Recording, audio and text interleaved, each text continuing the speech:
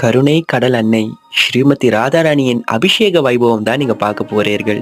இந்த வருடம் பஞ்சாமிர்த மகா அபிஷேகம் பண்ணும் ராதா கோகுலநந்தாக்கு இந்த அபிஷேகத்தை பார்த்து ஆனந்தமாக இருங்கள். ஹரே கிருஷ்ணா.